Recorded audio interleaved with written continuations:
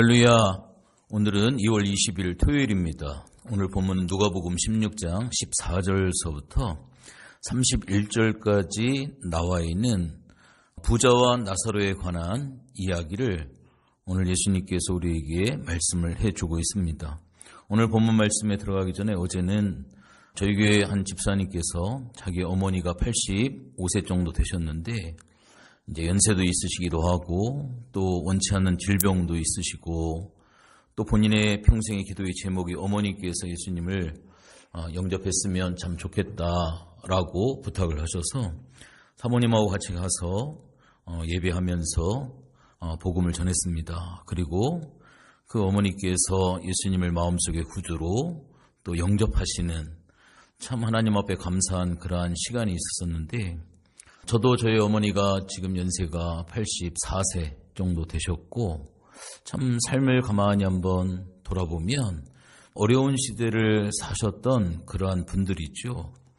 그래서 6.25를 겪으시고 보릿고개를 넘기시고 평생을 살아오시면서 자녀를 위해서 지난주 목사님 설교하신 것처럼 우렁이 새끼가 그 우렁이 어머니 그 우렁이 몸 속에서 자기 어머니의 살을 까먹고 그 속에서 나오는 것처럼 껍질만 남겨지는 것처럼 오늘날 우리 부모님들이 아마 그런 것 같습니다. 가난하게 살고 어려움 가운데 살고 여러 가지 안쓰러운 그러한 상황에 사셨지만 그래도 하나님을 믿고 천국의 소망을 갖고 살아가시는 것이 참 귀하죠.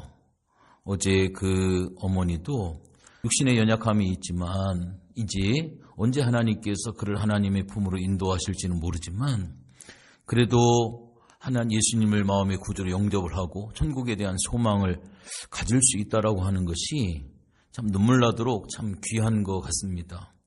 오늘 본문에 등장하는 이 부자는 평생 자기의 편안한 삶을 위해서 살았습니다. 특별히 오늘 19절의 말씀을 보면 부자에 대해서 뭐라고 설명을 하고 있느냐? 한 부자가 있어 자색 옷과 고운 베옷을 입고 날마다 호화롭게 즐기더라 라고 하는 말씀이 있습니다. 오늘 이 부자가 자색 옷과 고운 베옷을 입었다라고 하는 것은 왕처럼 치장했다라고 하는 것을 보여줍니다. 또 그의 집에서 날마다 열린 호화로운 만찬은 왕궁의 만찬을 상기를 시키고 있습니다. 그래서 이 부자는 왕처럼 산 사람이었죠. 그러나 그가 한 가지 잘못한 것은 오늘 본문에도 등장을 하지만 예수님을 알지 못했고 또 그의 집 앞에 있었던 온몸이 헌데투성이었던 거지 나사로를 그가 살피지 못했다라고 하는 겁니다. 이 거지 나사로는 쥐염 열매로 배를 채우려고 했던 탕자보다도 더 비참한 사람이었습니다.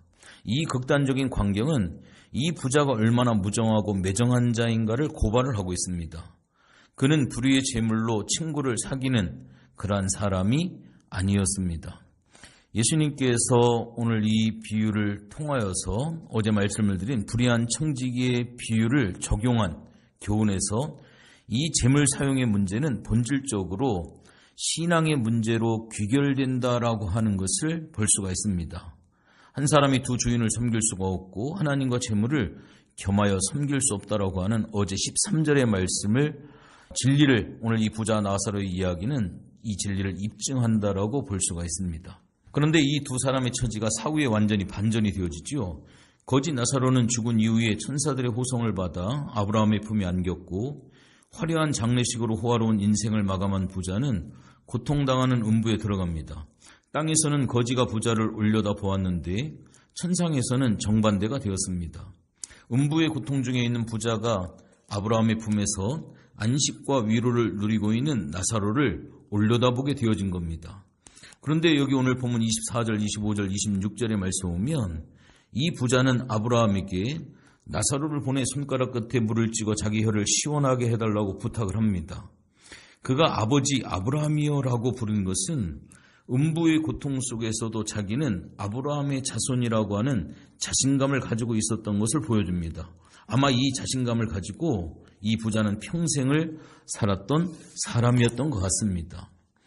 또한 이 부자는 아브라함에게 두 가지 부탁을 하고 있는 그러한 모습을 볼 수가 있습니다.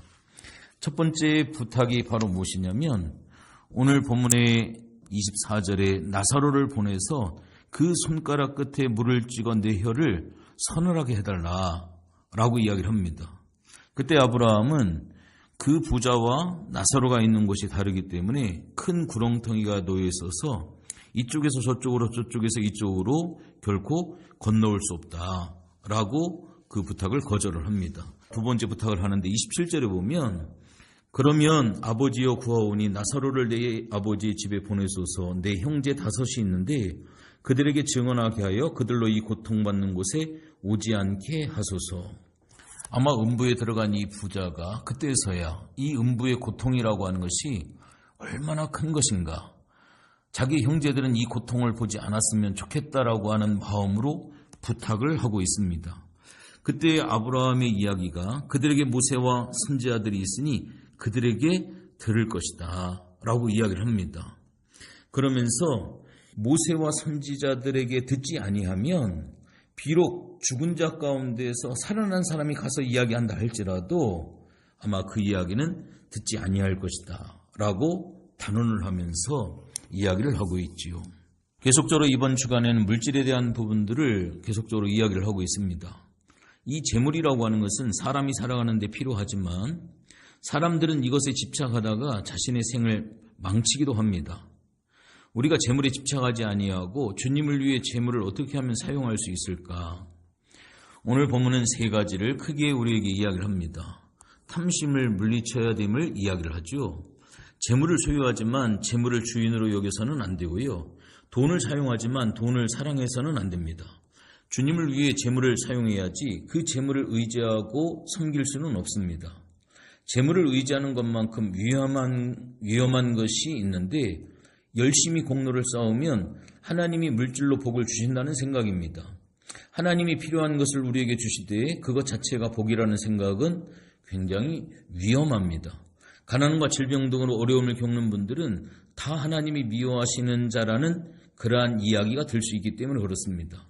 이러한 생각은 자신의 탐심을 합리화하는 악한 것입니다. 재물이 아니라 우리가 하나님을 의지하는 신앙으로 견고히 서야만 됩니다. 오늘 이 부자와 나사로의 비유를 통하여서 재물 자체는 죄나 악이 아닙니다. 하나님이 사람들의 필요를 위해 주신 것이기 때문입니다. 다만 재물을 탐하고 자신을 위해서만 사용한다면 그것은 죄입니다. 오늘 본문에 나오는 이 부자는 부자이기 때문이 아니라 비참한 삶을 사는 이웃을 돌보지 않는 탐심과 이기심 때문에 음부에 간 것임을 분명히 기억해야 합니다. 돈을 탐하는 자는 결코 참된 믿음의 사람이 될 수 없습니다. 예수님은 누구든 작은 자 중에 하나에게 냉수 한 것이라도 주는 자는 결단코 상을 잃지 아니할 것이다. 마태복음 10장 42절에 말씀을 하고 있습니다. 또한 마태복음 25장 40절에 작은 자에게 한 것이 예수님에게 한 것이다 라고 분명히 이야기를 하고 있습니다.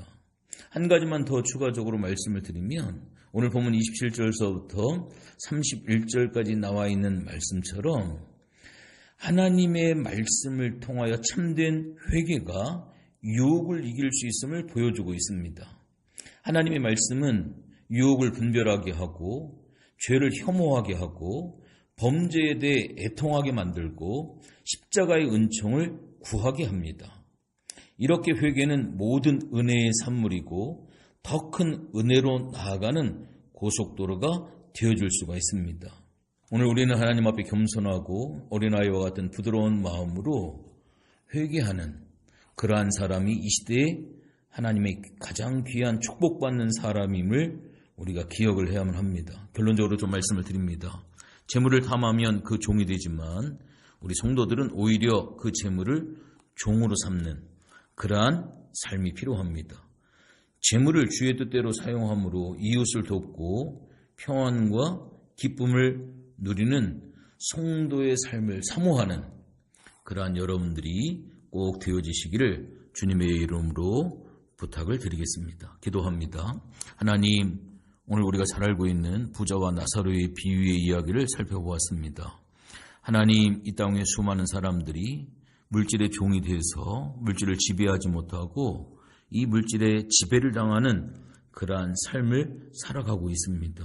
하나님, 저들에게 상황을 깨달을 수 있는 마음을 주시고 물질을 섬기는 것이 아니라 의지하는 것이 아니라 우리가 오직 의지할 것은 하나님이라고 하는 이 분명한 사실을 알고 살아갈 수 있도록 하나님 도와 주시옵소서. 특별히 오늘 토요일입니다. 오늘 하루의 삶을 잘 준비해서 복된 주일을 예비할 수 있도록 도와 주시옵소서. 감사를 드리며 예수님의 이름으로 기도했습니다. 아멘.